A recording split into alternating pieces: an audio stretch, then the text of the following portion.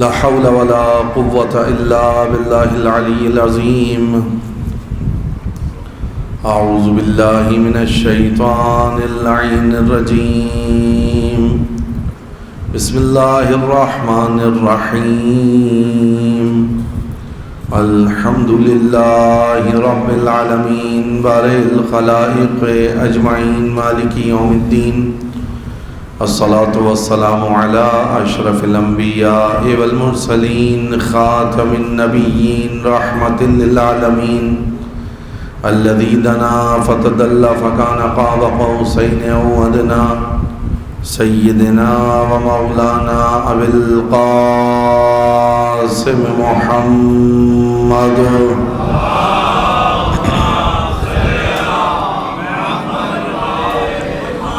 وأهل بيته الطيبين الطاهرين المعصومين المظلومين الذين أذهب الله عنهم الرجس وطهرهم تطهيرا.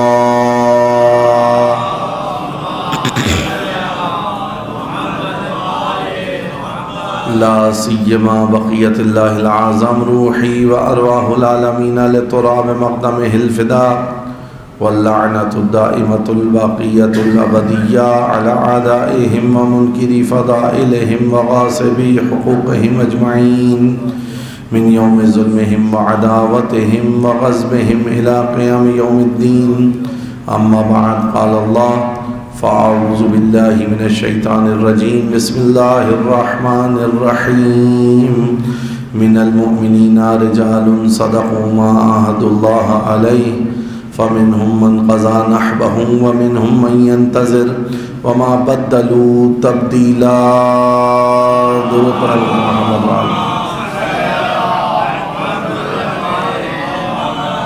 اس سے بیدار ایک صلوات پڑھ دیں مل کے محمد وآل محمد.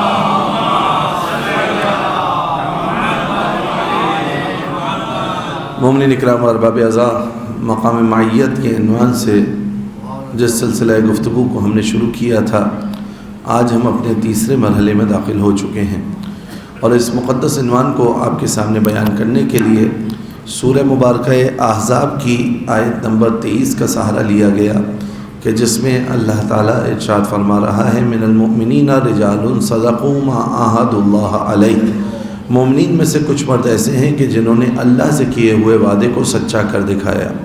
فمنہم من قضى نحبہ، ان میں سے کچھ تو اپنی ذمہ داری کو ادا کر کے لقاء اللہ کی منازل کو طے کر چکے.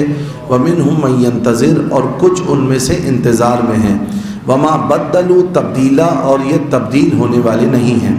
بس میں اور آپ بھی اگر تاریخ تشیع پر نگاہ کریں تو تشیع وہ مکتب، وہ مسلک، وہ مشرب کہ دیگر مکاتب کے حوالے سے شاید آپ تاریخ کے اعتبار سے اگر نگاہ کریں تو بیان کریں کہ وہ مذاہب مختلف قرون میں وقوع پذیر ہوئے، مختلف زمانوں میں منظر عام پر آئے، مگر تشیع وہ مکتب ہے کہ جو نہ صرف رسالت مآب حضرت محمد مصطفیٰ صلی اللہ علیہ وآلہ وسلم کے دور میں تن و تنہا مکتب کہ جو رسول اللہ صلی اللہ علیہ وآلہ وسلم کے دور میں تھا، نہ صرف یہ کہ رسول کے دور میں مکتب تھا بلکہ رسول اللہ صلی اللہ علیہ وآلہ وسلم کی مدح سرائی کا حقدار بھی قرار پا رہا تھا. یعنی آپ کو کسی مذہب، کسی مسلک، کسی مشرب، کسی فرق کے لیے یہ احادیث نہیں ملیں گی جو مکتب تشیع کے لیے ملیں گی. مثلا رسول اللہ صلی اللہ علیہ وآلہ وسلم فرماتے ہوئے نظر آ رہے ہیں یا علی انت و شیعتک هم الفائزون، اے علی تم اور تمہارے شیعہ ہی کامیاب ہونے والے ہیں. اب آپ مجھے بتائیے کہ کیا کوئی ابہام رہ جاتا ہے ان کتابوں کی اس روایت کے بعد کہ جس میں لکھا گیا کہ 73 مذاہب ہوں گے، مسالک ہوں گے، فرق ہوں گے، ان میں سے ایک ناجی ہوگا. اب کیا ڈھونڈنا مشکل ہے کہ کون سا مسلک و مشرب ناجی ہے، نجات یافتہ ہے؟ جس کو اللہ کے رسول کہہ دے وہی نجات یافتہ ہوگا. رسول اللہ صلی اللہ علیہ وآلہ وسلم نے فرمایا یا علی انت و شیعتک هم الفائزون. حدیث قصہ میں آپ بار بار یہ سنتے ہیں کہ آپ کے شیعہ اور آپ کے محب بھی کامیاب ہونے والے ہیں. بس رسول اللہ صلی اللہ علیہ وآلہ وسلم کی مدح سرائی کا حقدار قرار پایا. اور ایسا نہیں کہ یہ روایات فقط شیعوں نے لکھی ہیں. مثلا آپ تفاسیر کے باب میں جائیے، سورہ مبارکہ بینہ کی 7ویں آیت جب نازل ہوئی ان الذین آمنوا وعملوا الصالحات اولئک هم خیر البریہ، کہ بے شک وہ لوگ کہ جنہوں نے جو ایمان لائے اور نیک عمل کرتے رہے وہی اللہ کی بہترین مخلوق ہے۔ جب یہ آیت مجیدہ نازل ہوئی اس وقت امیر المومنین یعصوب الدین علی بن ابی طالب علیہ السلام نے اس سے بیدار ایک صلوات پڑھ دے محمد و آل محمد پر۔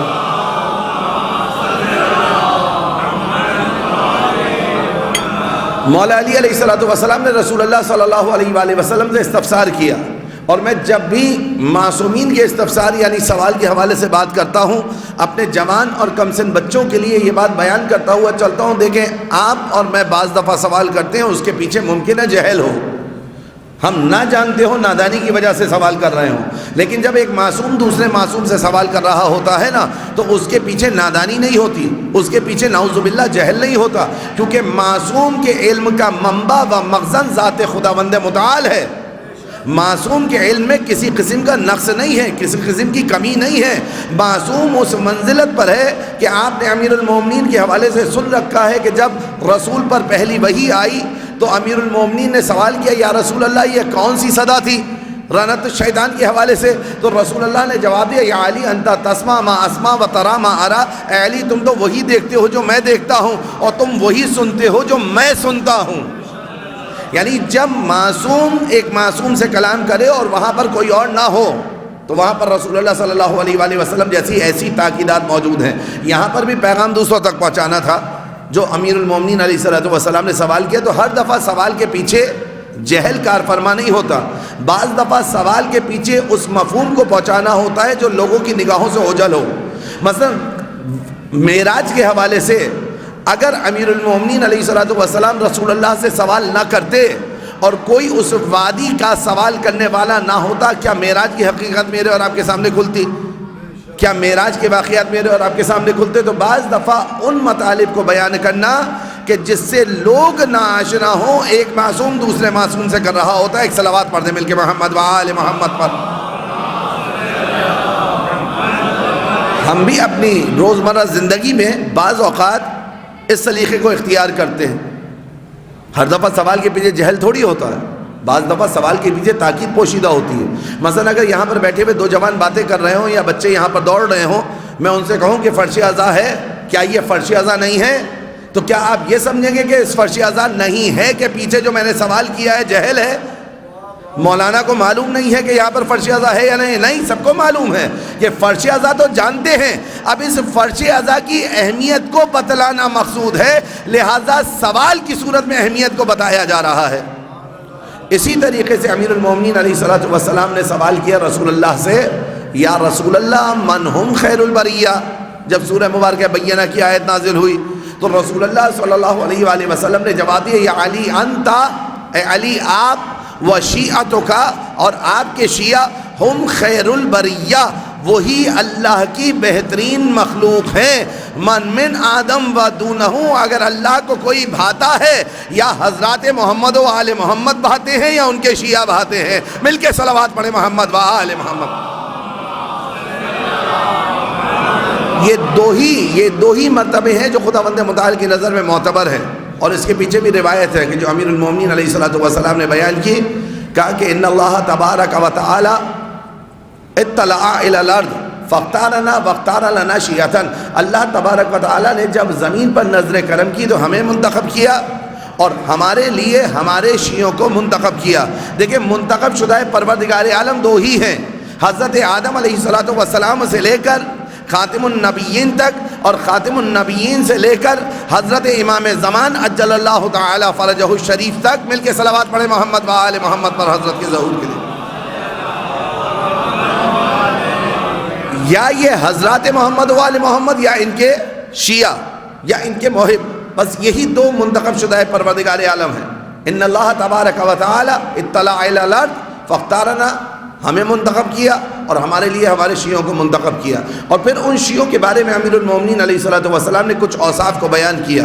یہ معصومین علیہ السلام نے کام کیا ہے۔ دیکھیں معیت کی منزل پر جب میں اور آپ آئیں اور سمجھیں اپنے آپ کو کہ معصوم نے ہمارے قد کو کتنا بڑھایا ہے، کس انداز سے بڑھایا ہے۔ صفات بیان کی مولا علی علیہ السلام نے، ہمارا شیعہ کون ہوتا ہے؟ ینصروننا، ہمارا مددگار ہوتا ہے۔ مولا آپ کو بھی مدد درکار ہے، آپ تو کل کے مشکل کشا ہیں، ہم تو جب ٹھوکر کھاتے ہیں گرتے ہیں یا علی مدد کہتے ہیں سمجھ جاتے ہیں۔ ہم نے ہر مشکل میں آپ سے مدد طلب کی ہے، آپ کہہ رہے ہیں کہ ہمارا شیعہ ہمارا مددگار ہوتا ہے، تو آقا یہاں پر زیادہ مشوش ہونے کی ضرورت نہیں ہے۔ یہاں علی ابن ابی طالب علیہ السلام جو آپ سے مدد طلب کر رہے ہیں نا، نہج البلاغہ میں ہے کہ آپ سے تقوی اور کوشش کے ذریعے مولا نے مدد کو طلب کیا ہے، یعنی مولا چاہتے ہیں کہ ان کا شیعہ جب مائیت کی منزل پر پہنچے تو اس کی پاکیزہ نگاہیں دنیا کو بتائیں کہ یہ نگاہیں علی کے شیعہ کی ہیں، اس کی سماعت دنیا کو بتائے کہ یہ سماعت اتنی پاکیزہ ہے یہ علی کے شیعہ کی ہے، اس کی صدق گفتاری، اس کی صادق گوئی، اس کی زبان کی سچائی یہ بتائے دنیا کو کہ علی کا شیعہ ہے، لہذا سچائی کے علاوہ کوئی اور کلام نہیں کرے گا۔ یہ ہے منزل معیت۔ مل کے صلوات پڑھے محمد و آل محمد۔ دیکھیں کچھ حوالے سے کچھ چیزوں کو مجھے اور آپ کو متوجہ رہنا چاہیے، سنخیت پیدا کریں، مائیت کی منزل پر پہنچیں، اور اس مائیت کی منزل پر اگر پہنچنے میں کامیاب ہو گئے نا، یقین جانیے اس کا نفع ہی نفع ہے۔ بعض دفعہ آپ کو اس مائیت کی منزل پر سنگینیاں محسوس ہوں گی، بعض دفعہ سختیاں محسوس ہوں گی، بعض دفعہ دشواریاں محسوس ہوں گی، لیکن اگر اس راہ کی چاشنی کے عادی ہو گئے نا، پھر کسی اور چیز میں مٹھاس نظر نہیں آئے گی۔ مل کے صلوات پڑھ دے محمد و آل محمد۔ کہ ہمارا شیعہ ہمارا مددگار ہوتا ہے، خوب مدد کیسے کرنی ہے؟ ان کی راہ پر چل کر، ان کی پیروی کر کر، ان کی اتباع کر کر، ان کی سنت پر گامزن رہ کر۔ مدد معصوم جو مجھ سے اور آپ سے مدد طلب کر رہے ہیں، مثلا قرآن، خدا جو مدد طلب کر رہا ہے، ان تنصروا اللہ ینصرکم، اگر تم اللہ کی مدد کرو گے تو اللہ تمہاری مدد کرے گا۔ تو خوب اللہ کی مدد کیسے ہوتی ہے آقا؟ یعنی اگر تم اللہ کے دین کی مدد کرو گے تو اللہ تمہاری مدد کرے گا، یہی معنی لیتے ہیں نا۔ اسی طریقے سے جو مولا کہہ رہے ہیں نا ینصروننا، آپ ان کے مکتب کی مدد کیجئے، مولا اس کو اپنی مدد قرار دیں گے۔ اور اس مائیت کی منزل کو سمجھنا ہے نا آقا، ابھی 2 مومنین کے جنازے اٹھے ہیں اور ذہن بھی اس طرف میرا ملتفت ہے، کیونکہ بہرحال صبح سے یہی معاملات دیکھ رہا ہوں۔ توجہ کیجئے کس طریقے سے مائیت کی منزل کو اہل بیت نے سمجھایا ہے۔ ابھی 40 کے لیے آپ میں سے بہت سارے لوگ سید الشہداء علیہ السلام کی زیارت سے مشرف ہوں گے۔ خداوند متعال ہم سب کو بار بار امام حسین علیہ السلام کی زیارت سے مشرف کریں، ایک بار نہیں بار بار۔ اور اس بار بار جانے کے حوالے سے دوسروں پر تان و طنز مت کیا کیجئے کہ جناب ایک دفعہ تو آپ چلے گئے، اب کیوں جا رہے ہیں، اب کسی اور کو بھیج دیجئے۔ نہیں، خداوند متعال آپ کو اتنا دے کہ آپ بہت سو کو لے کر جائیں۔ لیکن روایت میں جو بیان ہوا ہے نا، وہ امام حسین علیہ السلام کی زیارت کے لیے ایسی روایات ہیں کہ بار بار جاؤ۔ حتیٰ روزانہ کی روایت ہمارے پاس موجود ہے کہ امام حسین کی زیارت کرو، حتیٰ ہفتے کی روایت ہمارے پاس موجود ہے کہ زیارت کرو۔ ہفتے میں نہیں جا سکتے، مہینے کی روایت موجود ہے کہ ہر مہینے زیارت کرو۔ ہر مہینے نہیں جا سکتے تو 1 سال کی روایت موجود ہے، کہا 2 سال سے زیادہ ترک نہ کرنا۔ خداوند متعال سے دعا ہے کہ پروردگار بار بار امام حسین علیہ السلام کی زیارت سے مشرف فرما، بار بار ائمہ معصومین علیہ السلام کی زیارت سے مشرف کرنا۔ یہ زیارت بڑا بلند مقام ہے آقا، آج اتنی آسان ہے نا زیارت، کچھ لوگوں نے اس کے لیے بڑی قربانیاں دی ہیں جو ہمارے لیے زیارت کی آسانیاں پیدا ہوئی ہیں۔ مل کے صلوات پڑھے محمد و آل محمد پر۔ منزل مائیت بیان کر رہا تھا، اہل بیت اطہار علیہ السلام نے میرے اور آپ کے قد کو کتنا بلند کیا ہے۔ ہمارا جوان اپنے آپ کو عام نہ سمجھے، ہماری ملت اپنے آپ کو عام نہ سمجھے، آپ میں سے فرد خاص ہے، آپ خواص کے دائرے میں، آپ عام نہیں ہیں، آپ کا مقام بڑا بلند ہے معصومین کی نگاہ میں۔ کہا ینصروننا، ہمارا مددگار ہوتا ہے، یحزنون لحزننا، ہمارے غم کے لیے غمزدہ ہوتا ہے، یفرحون لفرحنا، ہماری خوشی کے لیے خوش ہوتا ہے، یبذلون اموالہم فینا، اموالہم انفسہم فینا، اپنے مال کو اور اپنی جان کو ہماری راہ میں خرچ کرنے والا ہوتا ہے۔ دیکھ رہے ہیں معصوم شیعہ کی پہچان کیا بتا رہے ہیں۔ اب ایک روایت میں معصوم نے فرمایا، مائیت کی منزل کو سمجھ رہے ہیں نا، مائیت کیا ہوتی ہے آقا؟ مائیت کیا ہوتی ہے؟ ساتھ ہو جانا۔ قرآن نے کہا کونوا مع الصادقین، سچوں کے ساتھ ہو جاؤ، یعنی مادی اعتبار سے سچوں کے قریب جا کر کھڑے ہو جاؤ۔ قرآن کی مراد یہ ہے کہ جو سچ بولے اس کے پاس جا کر کھڑے ہو جاؤ۔ پھر یہاں پر مائیت سے مراد کیا ہے؟ یعنی قلب اور روح سے سچوں کے ایسے ساتھ ہو کہ جب تم بولو تو تمہاری زبان سے سچ کے علاوہ کچھ اور نہ نکلے. یہ ہے مائیت. پھر جب وہ سچا کوئی بات کہے نا تو تمہاری زبان سے، تمہارے اعضاء سے، تمہارے جوارے سے، تمہارے انداز سے، تمہاری کیفیت سے اس کی تکذیب نہ ہو بلکہ تائید ہو. پھر تمہارا عمل بتائے کہ وہ جو بات کہہ رہا ہے نا وہ اتنی سچی ہے کہ تم بھی عمل کرتے ہوئے دکھائی دے رہے ہو. مل کے صلوات پڑھے محمد و آل محمد پر. ایک عجیب معاملہ یہ ہے کہ ہم اپنی روزمرہ زندگی میں بعض اصطلاحات کو استعمال کرتے ہیں اور ان اصطلاحات کو بڑے دقیق طریقے سے سمجھتے ہیں. مثلا اگر میں یہاں کسی مومن سے کہوں کہ فلاں مومن اس وقت مشکل میں ہے، آپ اس کا ساتھ دیں، آپ اس کے ساتھ ہوں، آپ کو اس کے ساتھ رہنا چاہیے، تو آقا کون ایسا شخص ہے جو اس سے مراد یہ لے گا کہ آپ جا کر صرف اس کے پاس کھڑے ہو جائیں؟ کون سا ایسا شخص ہے؟ کون سا ایسا ادیب ہے؟ کون سا ایسا لساندہ ہے کہ جو یہ سمجھے کہ آپ اس کے پاس جا کر صرف کھڑے ہو جائیں کافی ہے؟ جب کہا جائے نا کہ مشکل میں آپ اس کا ساتھ دیں اور اس کے ساتھ رہیں تو اس کا مقصد ہے کہ جو مشکل پڑی ہے نا اس کو ٹالیں اپنے اعضاء و جوارے کے ذریعے، اپنے وجود کے ذریعے. اب ہم نے جو اہل بیت اطہار علیہ السلام کے لیے جب روایات کو سنتے ہیں کہ کونوا مع الصادقین، آیت قرآن ہے، سچوں کے ساتھ ہو جاؤ. تو صرف سچوں کے ساتھ ہونا یہ نہیں ہے کہ میں صبح و شام 5 مرتبہ ان سچوں کی گواہی دے دوں کافی ہو. سچوں کے ساتھ ہونا یعنی اس گواہی کے ساتھ ساتھ مجھے اور آپ کو اپنی زندگی میں ان سچوں کی ایسی تاثیر لانی ہوگی، ایسا اپنے آپ کو منعکس کرنا ہوگا کہ پھر جو وہاں سے شعاعیں آئیں نا تو یہاں سے ٹکرا کر سچائی کے ساتھ واپس جائیں. مل کے صلوات پڑھ دیں محمد و آل محمد پر. اسی لیے علم عرفان میں حضرات محمد و آل محمد علیہ السلام کو آئینہ تمام نما کہا جاتا ہے. صفات جمال و جلال الہیہ کا آئینہ تمام نما. اس کو میں تھوڑا سا آپ کے سامنے بیان کر دوں، آئینہ تمام نما، تاکہ سمجھ میں آ جائے کہ مائیت کہتے کسے. ایک صلوات اور پڑھ دیں مل کے محمد و آل محمد پر.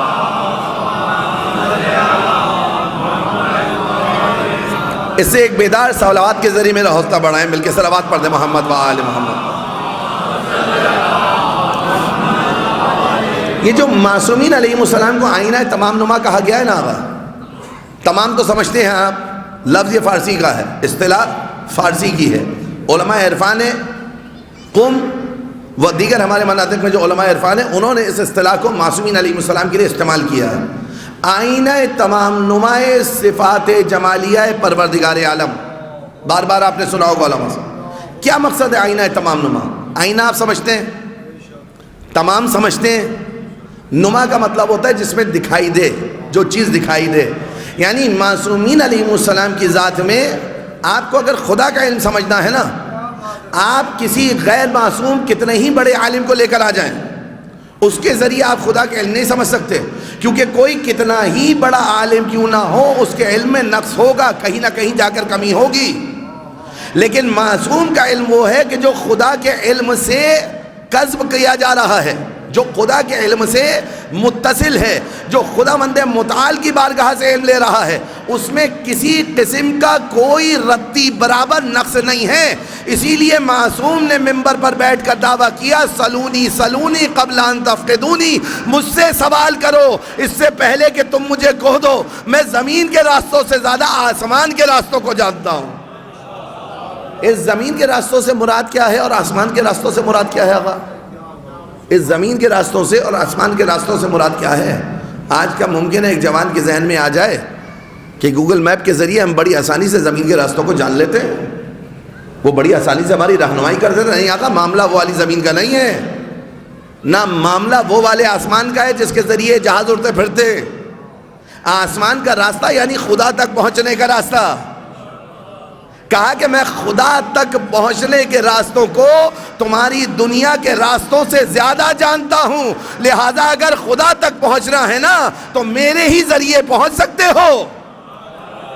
مجھے چھوڑ کر اگر یہ دعویٰ کرو گے نا کہ خدا تک پہنچ چکا ہوں تو تمہارا یہ دعویٰ قبول نہیں کیا جائے گا، کیونکہ ایسا راستہ جاننے والا بعد از رسالت وہاں کوئی ہے ہی نہیں جو آپ کو خدا تک علی کی طرح پہنچا دے.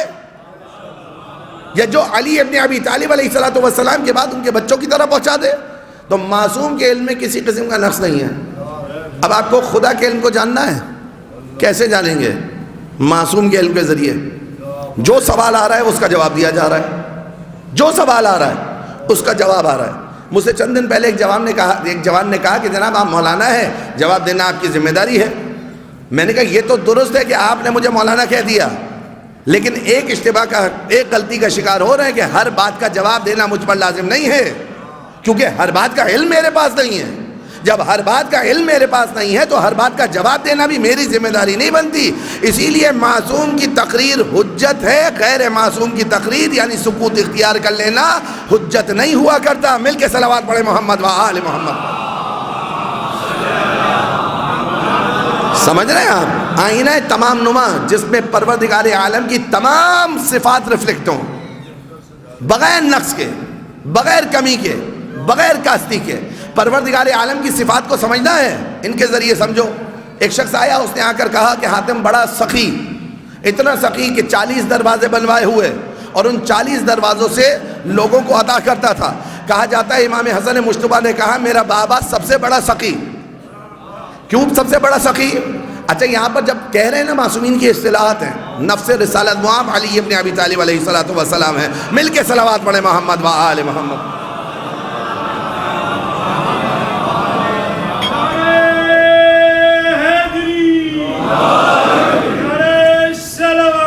اللہم صلی علی محمد و آل محمد. کہا کہ بڑا سخی کیوں؟ 40 دروازے بنوائے ہوئے ہیں. سائل ایک دروازے پر آیا عطا کیا، دوسرے دروازے پر آیا عطا کیا، تیسرے دروازے پر آیا عطا کیا. یہاں سے مولا نے کہا کہ میرا بابا سب سے بڑا سخی تھا. یعنی جب یہ کہا جا رہا ہے نا سب سے بڑا سخی، تو مخلوقات میں بھی رسول اللہ صلی اللہ علیہ وآلہ وسلم کے نفس کی بات ہو رہی ہے. یعنی رسول اللہ ان کی کسی فضیلت سے ہٹ کر نہیں ہے، رسول اللہ صلی اللہ علیہ وآلہ وسلم سے نسبت کی وجہ سے یہ فضیلتیں میسر آئی ہیں. مل کے صلوات پڑھے محمد و آل محمد. یہ خاصان خدا جتنا زیادہ جو قانون قدرت جتنا زیادہ جو رسول کے قریب ہے نا، اس قربت معنوی اس سے آپ زیادہ اچھی طرح سمجھ جائیں گے. مائیت مادی طلب نہیں کی گئی. زمان و مکان نے مجھے یہاں دھکیل دیا. اگر مادی مائیت فضیلت رکھتی تو پھر تو بہت سو کا استدلال صحیح ہو جاتا. لہذا مادی مائیت کی بات نہیں ہو رہی ہے، معنوی داخلی مائیت. یعنی دل ایسا جڑ جائے کہ بندہ جب زیارت میں کھڑا ہو تو دل سے کہے قلبی لقلبکم سلم، میرا دل آپ کے دلوں کے ساتھ جڑا ہوا ہے. مل کے صلوات پڑھے محمد و آل محمد. مادی کا معاملہ نہیں. زمان و مکان نے کتنا دھکیل دیا ہمیں. یہاں 1445 ہجری میں ہے، بات کر رہے ہیں مثلاً 11 ہجری، بات کر رہے ہیں مثلاً 50 ہجری، بات کر رہے ہیں مثلاً 36 ہجری کی جمل کی، بات کر رہے ہیں مثلاً 61 ہجری کربلا کی. فرق نہیں پڑتا. اگر آپ مائیت کی منزل پر ہیں تو 1445 میں جئیں. خدا بندے متعال کے فیض میں کمی نہیں ہے، ان کی عطا میں کمی نہیں ہے. وہ آپ کو اگر مائیت کی منزل پر لے گئے نا تو پھر یہی مائیت کمال کی طرف لے کر جائے گی. میں عرض کر رہا تھا کہ معصوم کا علم اگر خدا بند متعال کے علم کو سمجھنا ہے معصوم کے ذریعے سمجھیں گے، کیونکہ اس میں کسی قسم کا کوئی نقص کوئی کمی نہیں ہے. یہ علم من جانب اللہ ہے. کہا کہ 40 دروازوں سے عطا کرتا تھا اس لیے وہ سخی تھا. کہا کہ میرے بابا اس سے بڑے سخی، سب سے بڑے سخی. کیوں؟ اس لیے ایک ہی دروازے سے اتنا دے دیتے تھے کہ اس کو 40 دروازوں پہ جانے کی ضرورت نہیں پڑتی تھی. یعنی اگر سخاوت کو دیکھنا ہے تو ان کے در پر آؤ، اگر کرامت کو دیکھنا ہے ان کے در پر آؤ، اگر شجاعت کو دیکھنا ہے ان کے در پر آؤ، اگر نظافت کو دیکھنا ہے ان کے در پر آؤ، اگر طہارت کو دیکھنا ہے ان کے در پر آؤ. یہ ایسا مرقع ہے صفات جمال و جلال الہی کا کہ تمہیں سارے کمالات اسی گھر میں ملیں گے. اس گھر کے علاوہ کوئی کمال نہیں ملے گا. تو آقا وہ گھرانہ کہ جس کے کمال کا عالم یہ ہو کہ جس کو میں نے کئی مرتبہ بیان کیا کہ انما کے حصار میں جو آ گیا وہ باہر نہیں جا سکتا، جو باہر ہے وہ اندر نہیں آ سکتا. یہی آیت تطہیر جس کو میں اور آپ پڑھا کرتے ہیں اور بڑے ادب و احترام کے ساتھ سر جھکاتے ہیں اور اپنی وفاداری کا اظہار کرتے ہیں، آپ دیکھیے کہ انہوں نے آپ کا اور میرا قد کتنا بلند کیا ہے، انہوں نے کیسا احساس دلایا ہمیں کہ تم عام نہیں ہو۔ اس تشیع کے لیے جو امام سجاد علیہ السلام نے کام کیا تھا نا آغا،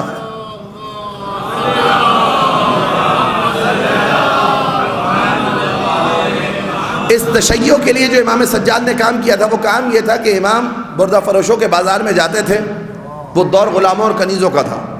امام علیہ السلام وہاں سے کمزور غلاموں کو خرید کر لاتے تھے، لانے کے بعد جب اپنے گھر میں امام علیہ السلام کے وہ آتے تھے غلام، اچھا آپ اپنے ذہن میں تصور لے کر آئیے غلام کا، اور اس زمانے کا، وہاں غلاموں کی کوئی عزت نہیں تھی، اور غلاموں میں بھی وہ غلام جو کمزور و ناتواں ہوں تو اس کی تو عزت غلام بھی نہیں کرتے تھے۔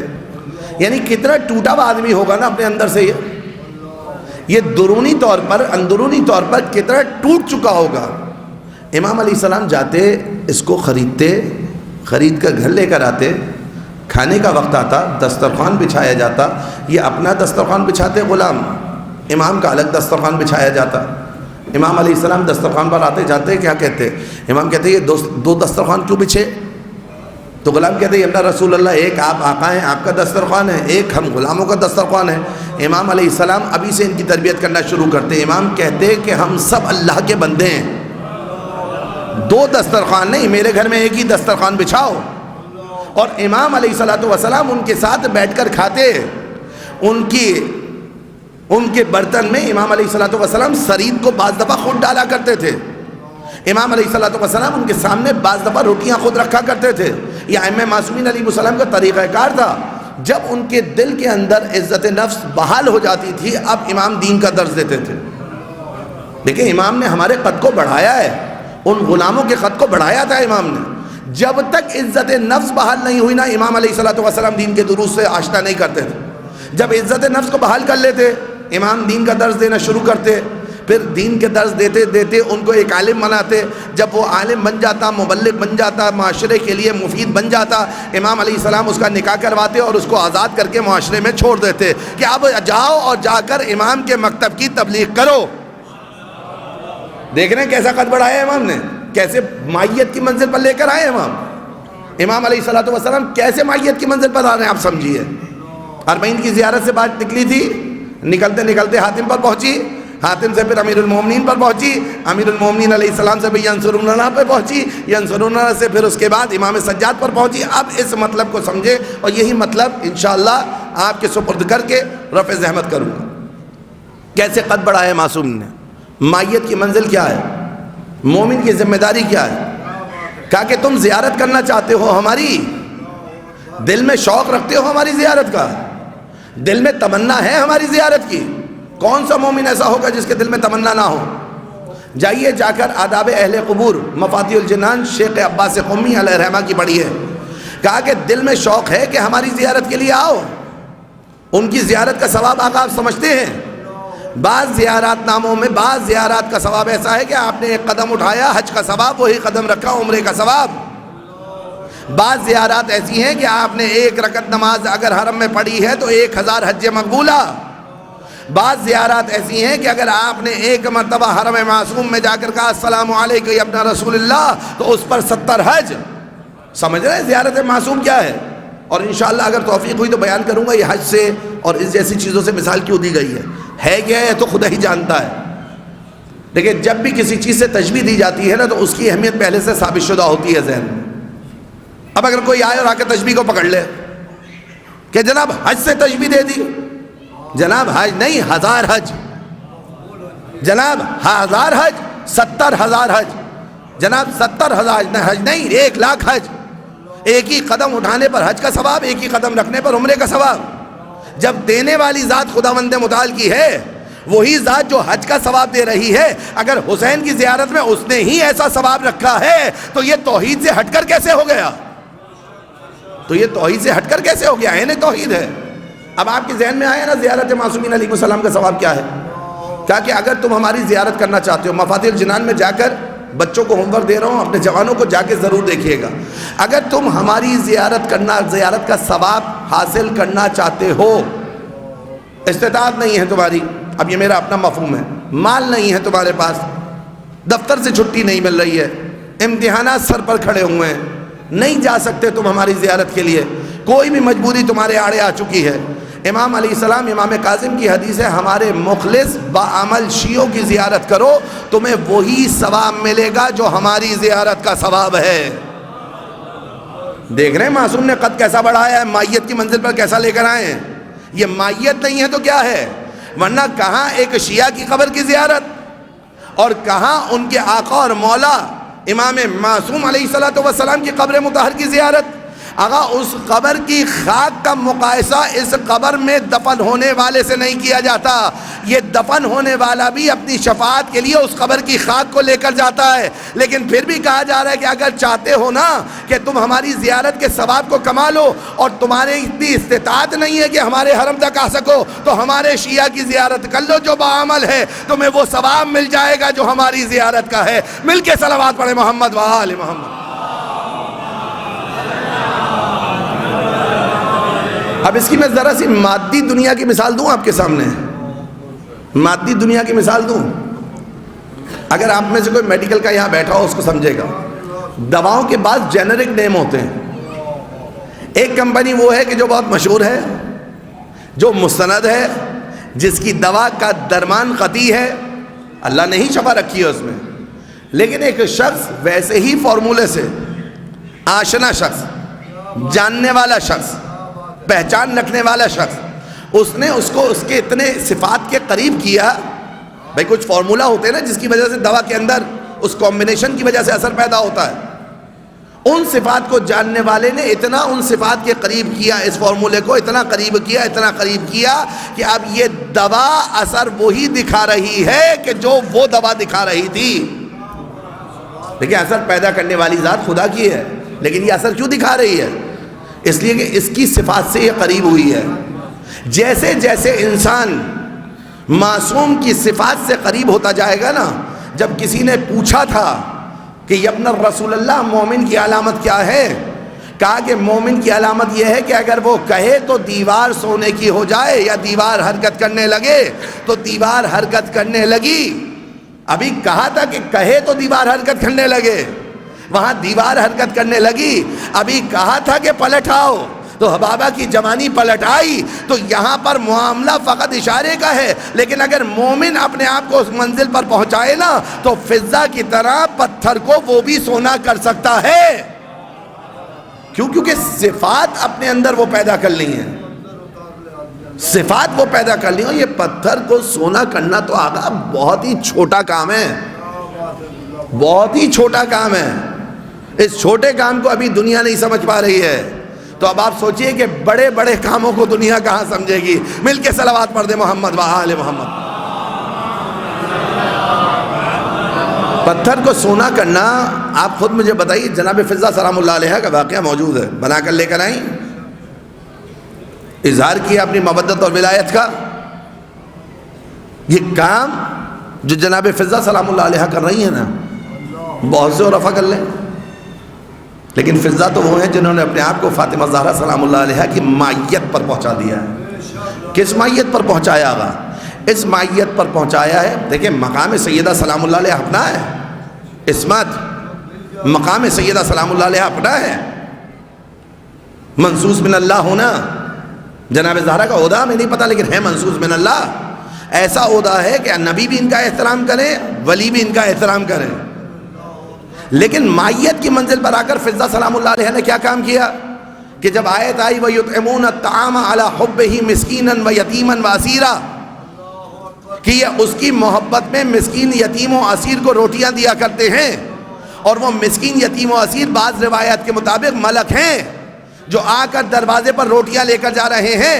تو اب جب روٹیاں لے کر جا رہے ہیں نا، مائیت کی وجہ سے، فضہ کی مائیت ہے یہ، جب روٹیاں لے کر جا رہے ہیں تو 5 روٹیاں نہیں 6 روٹیاں لے کر جا رہے ہیں۔ پنجتن پاک کی روٹیاں بھی ہیں، اس میں ساتھ میں فضہ کی روٹی بھی ہے۔ کسی ملک کے لیے ہمارے پاس یہ روایت نہیں ہے کہ ایک روٹی کو ہٹا دیا کہ ہمیں تو صرف پنجتن کی چاہیے۔ یہ مائیت تھی فضہ کی، یہ مقام مائیت تھا فضہ کا کہ اب جب روٹیاں لے کر جا رہے ہیں تو 6 کی 6 لے کر جا رہے ہیں. یعنی اگر اپنے الفاظ میں کہوں نا کہ فضہ نے اپنے آپ کو زہرائے مرضیہ پر ایسا فنا کیا ہے کہ اب فضہ کچھ ہے ہی نہیں. جب بھی سوچیں گے تو فاطمہ زہرا ساتھ میں ذہن میں آئیں گی. یہ ہے مقام فنا، یہ ہے مقام مائیت حضرت فضہ سلام اللہ علیہ کا. تو اس مائیت کی منزل پر اہل بیت اطہار علیہ السلام نے در کھولا ہوا ہے. وہ خاص عہدہ جو من جانب اللہ ان کے پاس ہے، اس کے لیے تو اعلان ہو گیا لا ینال عہد الظالمین. یہ عہدہ ظالمین کو یعنی معصیت کاروں کو نہیں مل سکتا، لیکن ان میں اتنی صلاحیت ہے. وہ عہدہ تو ان سے مخصوص ہے، وہ عہدہ فقط خدا ہی دینے والا ہے. لیکن جہاں تک ان کی عطا کا سوال ہے نا، تو ان کی عطا کا عالم یہ ہے کہ یہ اگر نظر کر لے تو علیہ السلام بنا دیں. بار بار تکرار کر رہا ہوں، حضرت حر کو علیہ السلام امام حسین علیہ السلام نے بنایا ہے. اور کیا کریمی ہے امام حسین علیہ السلام کی. اس کریمی کو آپ نے محسوس کیا جو امام حسین علیہ السلام. آپ مجھے کسی ایک مقتل میں دکھا دیں، کسی ایک مقتل میں دکھا دیجئے، جدید کسی مقتل میں چلے دکھا دیں. قدیم مقاتل کو چھوڑیے، جدید میں کسی میں دکھا دیں کہ کہیں یہ جملات مل جائے کہ حر تم ہی تو تھے کہ جس نے لجام فرس پر ہاتھ ڈالا تھا. سید الشہداء تو چلے کریم ہے، ابن کریم ہے نا، مولا ہے، امام ہے، معصوم ہے. آقا جان جو ان کی مائیت کی منزل پر پہنچے، مجھے تو نہیں ملا کہ کسی صحابی نے آ کر امام حسین کے حضرت حر سے یہ کہا حر اب آئے ہو اس طرف. یہ ہے مقام مائیت. جب آقا کچھ نہیں کہہ رہے تو غلام کو کہنے کی اجازت نہیں ہے. اب ایک بات کہوں میں آپ سے، آپ کے آقا وہ ہیں کہ جو جا کر فقراء و مساکین کے سرانے روٹیاں رکھا کرتے تھے. سارے اماموں کی سیرت یہ ہے. ایک روایت ہے ہمارے پاس، ایک صحابی امام کے ساتھ چلے، چھٹے امام کے صحابی. امام فقراء کی بستی میں گئے، جا کر روٹیاں سرانے رکھ رہے تھے. اس نے کہا مولا یہ آپ کے شیعہ ہے؟ امام نے کہا اگر ہمارے شیعہ ہوتے تو نمک بھی ساتھ رکھتے، ابھی صرف روٹیاں رکھ رہے ہیں. لیکن آپ مجھے بتائیے کہ امام کے ہاتھ کی پکی ہوئی روٹیوں کا تقدس کیا ہوگا؟ اچھا چلے پکی ہوئی نہ ہو، آٹا امام نے خمیر نہ کیا ہو، امام کے ہاتھ سے جو روٹی مس ہو جائے وہ کیسا تبرک ہوگا میرے اور آپ کے لیے. ان احتراموں کو باقی رکھیں. مجھے یاد ہے پہلے جب قافلے آتے تھے نا زیارت امام رضا علیہ السلام کی بات، تو وہ سوکھی روٹی لاتے تھے. اب یہ روش ختم ہوتی جا رہی ہے. اتنے ماڈرن نہ بنے کہ ان تبرکات کے لیے میں اور آپ کوئی الگ دید الگ نگاہ پیدا کر لیں. نا آج بھی اس بستی کی روٹی کے اندر یہ تاثیر ہے کہ اگر بیمار کو کھلا دی جائے تو شفا مل جائے. خاک شفا بہت بڑی عظیم نعمت ہے ہمارے لیے. جانتے ہیں اس فرش کی گرد و غبار واقعات کا بھی محل نہیں ہے کہ میں آپ کے سامنے بیان کروں. علماء، مراجع، فقہا، یہی عزادار جس فرش پر بیٹھے ہوئے ہیں نا، اس فرش کی خاک کی برکت سے اگر بینائی پلٹ آئے تو کوئی تعجب آور بات تو نہیں ہے. یہ فرش بڑا متبرک ہے. آقا خاک شفا خاکوں کی سردار ہے، لیکن یہ فرض جو امام حسین سے منسوب ہو گیا نا، اس کی خاک کا بھی ایک اثر ہے. کیوں؟ کیونکہ اس خاک نے اس خاک سے کچھ مائیت پیدا کی ہے، کچھ مقام مائیت پر آئی ہے. جب مقام مائیت پر آ جائے تو خاک اپنا رنگ عاشور کے دن بدل کے بتاتی ہے کہ حسین کی شہادت کا اثر اس خاک پر کیسا ہو رہا ہے. آپ نے کی ہوگی نا اس خاک کی زیارت، تسبیحاں ہوں گی آپ کے گھروں میں موجود، عزاخانوں میں موجود، نہ بھی موجود ہو فراوان تسبیحاں موجود ہیں، آپ نے زیارت کی ہوگی، یا کم سے کم کسی ظاہر کے حوالے سے سنا ہوگا کہ ہم نے خود اپنی آنکھوں سے دیکھا. میں خود عین الیقین کی منزل پر ہوں کہ خاک روز عاشور اپنا رنگ تبدیل کر کے بتاتی ہے کربلا میں کیا ہوا. اگر یہ خاک اپنا رنگ کیوں تبدیل کر رہی ہے؟ یہ پتھر اپنا رنگ کیوں تبدیل کر رہا ہے؟ امام حسین علیہ السلام کی شہادت کا اثر. اس مائیت کو مجھے اور آپ کو اپنے اندر اجاگر کرنا ہے. معصومین علیہ السلام نے جس کو میرے اور آپ کے اندر بڑھایا ہے اس صفت کو. پس یہ آپ کا گریہ جو ہے نا یہ مائیت کی علامت ہے. آپ کا سید الشہداء کی مصیبت پر رونا 1400 سال گزر گیا آقا تقریباً ہونے والے 61 ہجری سے 1445 ہجری تو آ چکی ہے. آپ جب کسی خطیب سے کوئی مصائب کے جملات سنتے ہیں سارے مصائب آپ کو یاد ہیں؟ کبھی آپ کے ذہن میں ہوتا ہے کہ علی اصغر میدان میں امام حسین علیہ السلام لے کر گئے علی اصغر کو اور یہ کہہ کر لے کر گئے کہ کوئی پانی کی سبیل ہو جائے؟ بچہ پیاس سے بے حال ہے، بے قرار ہے. امام حسین علیہ السلام فرما رہے ہیں اِن لَمْ تَرْحَمُونِي فَارْحَمُوا هَذَا الطِّفْلَ، اے فوج اشیاء اگر مجھ پر رحم نہیں کر رہے ہو تو اس بچے پر تو رحم کر لو. اما ترونہ کیف یتلذا عطشا، کیا تم دیکھ نہیں رہی یہ پیاس سے کیسا بے حال ہو گیا ہے؟ جب یہ خطیب کوئی بیان کر رہا ہوتا ہے اگر کسی مجلس کے آخری کونے تک ایک ایک سامع کے ذہن میں ہوتا ہے کہ امام حسین بچے کو لے کر گئے، بچہ سیراب ہو کر خوشحال ہو کر واپس آ گیا، نہیں ہوتا نا. سب کے ذہن میں یہی ہوتا ہے کہ بچے کے تیرے سے شعبہ لگا اور بچہ واپس آیا. لیکن ایک مجلس کی کیفیت آپ مجھے بتائیے کہ یہ سب معلوم ہونے کے بعد، بار بار سننے کے بعد اس کربلا میں کون سا ایسا اثر ہے کہ آپ کی آنکھوں سے پھر جھڑنے جاری ہوتے ہیں، پھر آنسو جاری ہوتے ہیں؟ یہ مائیت کی منزل ہے. یہ مائیت کی منزل کون سی مائیت کی منزل ہے؟ اسی مائیت کو سید الشہداء علیہ السلام نے روز عاشورہ یاد کیا ہے.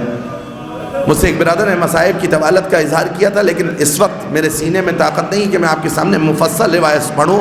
بس اتنا سمجھ جائیے کہ اہل بیت اطہار علیہ السلام کے لیے ایک بہت بڑا غم امام حسین علیہ السلام کے شیرخوار بچے کی شہادت تھی. یہ بہت بڑی مصیبت تھی اہل بیت اطہار علیہ السلام کے لیے کہ جو اس شیرخوار بچے کی شہادت تھی. اور کربلا کا ذکر مکمل نہیں ہوتا جب تک امام حسین علیہ السلام کے دو بچوں کا ذکر نہ ہو.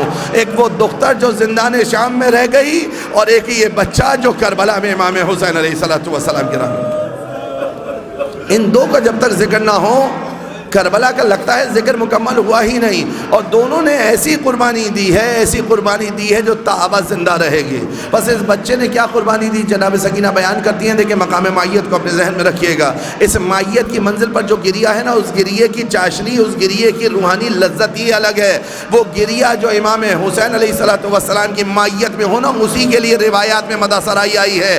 اسی رونے والی آنکھوں کے لیے امام نے رحمت کی دعا کی ہے. جو مائیت کی منزل پر ہو، صرف رونے والی آنکھ کو دعا نہیں دی، اس آنکھ کو دعا دی ہے جو ان کے غم کے لیے تڑپ تڑپ کر روئے.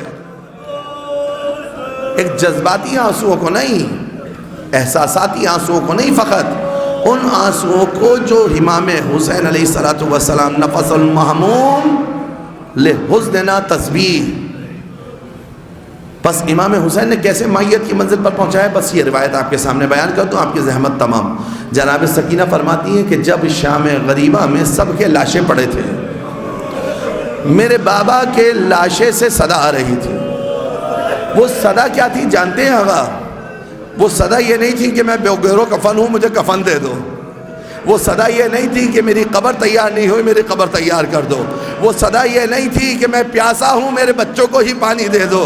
جانتے ہیں وہ صدا کیا تھی؟ وہ صدا آپ کو امام حسین علیہ السلام نے یاد کیا اور گویا امام حسین علیہ السلام نے اس مجلس پر نگاہ کی اور فرمانے لگے شیعتی ما ان شربتم معاذ بن فسکرونی او سمتم بے قریب او شہید فندبونی. اے میرے شیعوں، جب کبھی اچھا ٹھنڈا پانی پینا نا، میری پیاس کو ضرور یاد کر لینا، اور کسی غریب الوطن کو سننا اور کسی شہید کا ذکر سننا تو میری شہادت پر آنسو بہانا، نطبہ کرنا، بآواز بلند گریہ کرنا. نطبہ کہتے ہیں بلند آواز سے گریہ کرنے کو. فندبونی، میری مصیبت پر شدید بکا کرنا. اور اس کے بعد جو امام حسین کے جملات ہیں نا جو بی بی بیان کرتی ہے، کلیجہ کٹنے لگتا ہے کہ یہ کیسا مرحلہ تھا کہ امام حسین نے ہمیں فراموش نہیں کیا. فرماتے ہیں لیتکم فی یوم عاشورہ جمیعاً تنظرونی. اے میرے شیعوں، تم میں سے ایک ایک اگر ہوتا، تم میں سے سب کے سب اگر وہاں ہوتے، تم سب کے سب دیکھتے کیف استسقی لطفلی فابوا ان یرحمونی، میں کیسے اپنے بچے کے لیے پانی مانگ رہا تھا اور اشقیاء نے مجھ پر رحم کرنے سے انکار کر دیا۔ ادھر حسین نے بچے کو آغوش میں بلند کیا، ادھر ایک سنسناتا ہوا تیر آیا، بچے کا گلا چھت گیا۔ امام حسین علیہ السلام بچے کا لاشا لے کر خیمے کی طرف چلے، 7 مرتبہ آگے بڑھے، 7 مرتبہ پیچھے ہٹے، ایک مرتبہ امام حسین خیمے میں داخل ہوئے۔ اب جب خیمے میں داخل ہوئے نا، ایک بچی پہلے سے منتظر تھی، آگے بابا کے دامن کو تھام لیے، بابا بھیا کو سیراب کرا لائے، اے بابا میں بھی بہت پیاسی ہوں۔ اب جو امام نے اب آگے دامن کو ہٹایا، بچے کا چھدا ہوا گلا نظر آیا، ایک ماں آگے بڑھی، حسرت کے ساتھ ایک سوال کیا، اس گلے کو دیکھا، اس چھدے ہوئے گلے کو دیکھا، اس زخمی گلے کو دیکھا۔ آقا ابھی آپ نے عید قربان گزاری ہے نا، آپ نے اونٹ کو نہر ہوتے ہوئے دیکھا ہوگا، اونٹ کی گردن کو اپنے ذہن میں لے کر آئیے، نہر کے خنجر کو اپنے ذہن میں لے کر آئیے۔ اب اس ننھی سی گردن کا تصور کیجئے، ماں کے تصورات میں نہ جانے کیا آیا، ایک مرتبہ بچے کے گلے کو دیکھ کر کہنے لگی، یا بنیا مثلو کا تن ہے، اے میرے لال، کیا تجھ جیسے بھی نہر کیے جاتے ہیں؟ کیا تجھ جیسے بھی نہر کیے جاتے ہیں؟ بچے کے لاشے کو امام حسین خیمے کے پیچھے لائے، تلوار کی مدد سے ننھی سی لہر تیار کی، اصغر کو اس میں لٹایا، لٹانے کے بعد قدموں کی جانب سے خاک کو ڈالنا شروع کیا۔ اب اصغر کا گلاب جیسا چہرہ تھا اور کربلا کی گرم خاک تھی، میرے مولا سے وہ خاک اصغر کے چہرے پر نہیں ڈالی جا رہی، اپنے چہرے کو پھیر لیا۔ تا صبح قیامت آنے والے شیعوں کو یاد کیا ہوگا کہ اے میرے شیعوں، اے میرے شیعوں آؤ، حسین کی اس مظلومیت کو دیکھو۔ بس یہ کہہ کر امام علیہ السلام نے اصغر کی خاک پر، امام حسین علیہ السلام نے اصغر کے چہرے پر خاک کو ڈالا، قبر کو بند کر دیا، ختم کیا میں نے اپنے جملات کو۔ بس آقا اتنا تصور کیجئے، ایک ماں نے حسین کا شکریہ ادا کیا ہوگا جب شہداء کے بدن سے سر کاٹے جا رہے ہوں گے، اے والی تیرا شکریہ، تو نے میرے بچے کو دفنا دیا، کم سے کم بعد شہادت گلا کٹنے سے تو اصغر بچا۔ مگر تاریخ نے دیکھا 8 گھوڑ سوار ہاتھوں میں نیزہ لیے زمین کربلا میں گاڑتے ہیں، زمین کربلا سے ایک مقام ایسا آیا، اصغر کا ننھا لاشا الجھ کر آ گیا، ماں کے سامنے بچے کا سر جدا کیا گیا، ماں خاک پر گر گئی، ماں خاک پر گر گئی جیسے زندان شام میں گر